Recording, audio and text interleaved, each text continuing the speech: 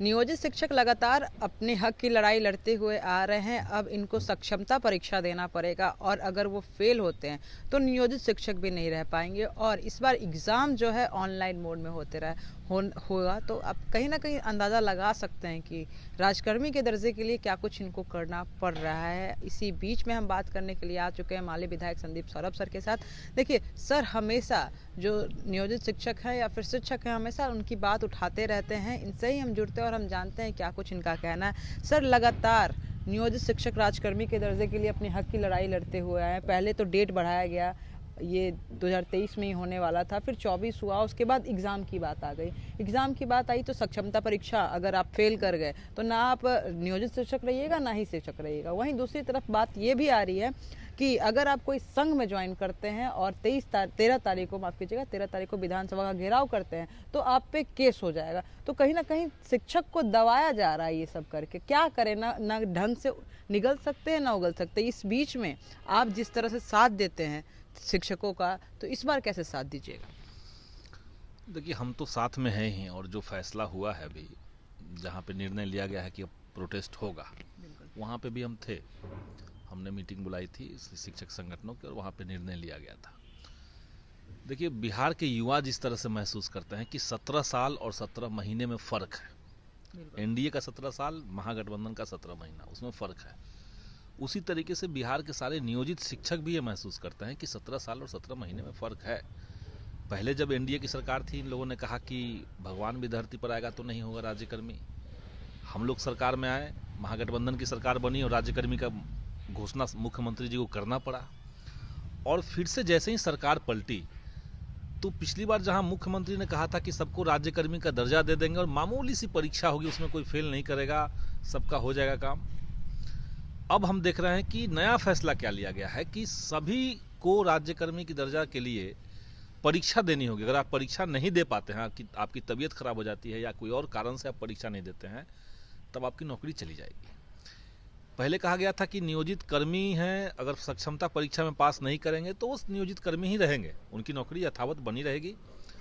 अगर वो फॉर्म नहीं भरना चाहते हैं तो वो वैसे ही नौकरी उनकी बनी रहेगी। अब कहा जा रहा है कि दोनों स्थिति में आपकी नौकरी चली जाएगी। तो महागठबंधन की जब सरकार थी तो नियोजित कर्मियों को, नियोजित शिक्षकों को राज्यकर्मी बनाने की बात हुई। दोबारा से जब भाजपा के साथ नीतीश कुमार चले गए तो उनकी नौकरी छीनने की अब तैयारी चल रही है।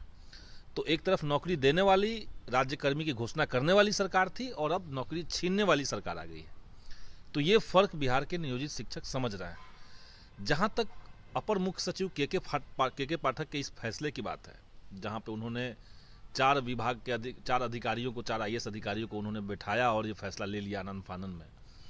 हम ये कहते हैं कि यूपीएससी से ये लोग बहाल हुए हैं, आईएएस हैं, तो यूपीएससी एक बार परीक्षा ले ले और ये चारों लोग अगर पास कर जाएंगे तब इनकी नौकरी रहेगी, फेल कर जाएंगे तो इनकी नौकरी खत्म कर दी जाए। अगर ये फैसला सब विभाग लेने लगे तो क्या मतलब रहेगा इसका। जो राज्यकर्मी के लिए संघर्षरत नियोजित शिक्षक हैं वो 15 साल से 20 साल से पढ़ा रहे हैं। आपने सिलेबस तय कर दिया था, कहा आपने मीटिंग में ये कि जो जिस कक्षा में पढ़ा रहा है, जिस विषय को पढ़ा रहा है, उसी का सिलेबस रहेगा उनका, वहीं से सवाल आएंगे। अब आप कह रहे हैं कि बीपीएससी का जो पैटर्न था टीआरई 1 टीआरई 2 का, उसी पैटर्न पे, उसी सिलेबस के तहत इनकी परीक्षा होगी। तो ये तो ज्यादती है। जो लोग पढ़ाई छोड़ चुके हैं और अब एक खास क्लास को या खास विषय को ही पढ़ा रहे हैं, उनसे आप 15-20 साल से पढ़ा रहे हैं, उनसे ये सब सवाल कैसे कर सकते हैं। और वो लगातार मैंने स्कूल जा ही रहे हैं, तो तैयारी तो अलग से करने के लिए उनको वक्त है नहीं। तो इसलिए ये फैसला गलत है, इसको सरकार को वापस लेना चाहिए। और ये सनकी किस्म का जो अपर मुख्य सचिव है, उनके ऊपर अंकुश सरकार को लगाना पड़ेगा, नहीं तो इस सरकार को डुबा देगी। माननीय मुख्यमंत्री जी से हम ये कहना चाहेंगे कि आपके जो पॉजिटिव काम भी हैं शिक्षा विभाग के अंदर, शिक्षकों के बीच में, उन सबको मटिया मेट कर देने वाला ये व्यक्ति है। जब से ये शिक्षा विभाग में आए हैं, इनके द्वारा लिया गया कोई भी फैसला सही नहीं है। जो पहले से फैसले थे, जैसे शिक्षक टाइम पे स्कूल पहुंचे, रोज स्कूल पहुंचे, बच्चों की 75% अटेंडेंस हो, ये पहले से नियम है, उसको आपने लागू करवाया, वो ठीक है। लेकिन आप जो नया चीज लेकर के आए हैं वो सब गड़बड़ है। आपने कह दिया कि एसएल नहीं ले सकती है महिलाएं, गड़बड़ है।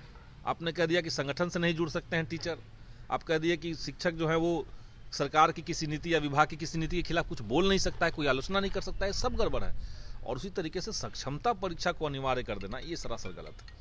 क्या संदीप सौरभ 13 तारीख को साथ देंगे शिक्षकों? हम तो 13 तारीख को आंदोलन में रहेंगे। हम तो बिहार शिक्षक संघर्ष मोर्चा, जिस मोर्चे ने आह्वान किया है और भी बड़े हमने उस बैनर को और विस्तार दिया है और भी संगठनों को उसमें हम लोगों ने जोड़ा है, तो उसमें तो हम भी हैं, पहले से ही हैं, तो हम तो रहेंगे उसमें। और अगर आप लोग पे भी अगर चार्ज कर दिया जाएगा, केस किया जाएगा, इतना हिम्मत मेरे ख्याल से के पाठक को नहीं है कि हमारे ऊपर चार्ज कर देगा तो कर दे। क्योंकि बहुत सारे एमएलए जो थे गए थे एक बार राजभवन, आपको पता होगा, कुछ भी तो वो सब गए थे सिर्फ अपने लिए नहीं, बल्कि बिहार में इतने बड़ा तबका शिक्षक समुदाय है, उनको आप लगातार अपमानित कर रहे हैं। आप किसी स्कूल में जा रहे हैं, अपर मुख्य सचिव जाते हैं किसी स्कूल में, किसी टीचर के साथ तुम तड़ाक करके बात कर रहे हैं। तो कोई कितना बड़ा अधिकारी हो, लेकिन अंततः वो किसी न किसी शिक्षक से पढ़ के ही वहां तक पहुंचा है। आप किसी टीचर को अगर आप तुम तड़ाक करके बात करते हैं, उसका अपमान करते हैं, तो आप समझिए कि आप केवल उस शिक्षक का नहीं बल्कि पूरे शिक्षक समुदाय का अपमान करते हैं। और शिक्षक समुदाय का अपमान करके आप बिहार की शिक्षा व्यवस्था को दुरुस्त कर ले जाएंगे, ये सब गलत बात है। और इतना ही नहीं, आप समझिए ना कि अब जो टीचर अभी 58 साल का एक टीचर है, वो मुझे फ़ोन किए थे, उनका उम्र 58 साल हो गया है। उन्होंने फ़ोन करके कहा कि अब मेरी 2 साल नौकरी बची हुई है और सक्षमता परीक्षा के नाम पे हमसे कहा जा रहा है कि 3 जिलों का विकल्प देना है। अब हम एक जगह पढ़ रहे हैं, वहाँ पे मेरे बाल बच्चे पढ़ रहे हैं, मेरा फैमिली वहाँ पे शिफ्ट है, हमने वहाँ घर बना लिया है धीरे धीरे। अब कहा जा रहा है कि 3 जिलों को आप चुनिए और वहाँ आपको जाना ज़रूरी है। सक्षमता परीक्षा में यही अनिवार्य कर दिया गया है, जबकि सरकार को इसको ऐच्छिक रखना चाहिए था। जिसको जाना है वही डाले, जिसको जहाँ पे है वहाँ पे रहना है तो उनको रहने दीजिए। तो 3 जिलों में भेजने का मंशा ये क्या है? अभी कितनी महिलाएं आपको मिल जाएंगी जो बीपीएससी टीआरई 1 टीआरई 2 से जिनकी बहाली हुई है।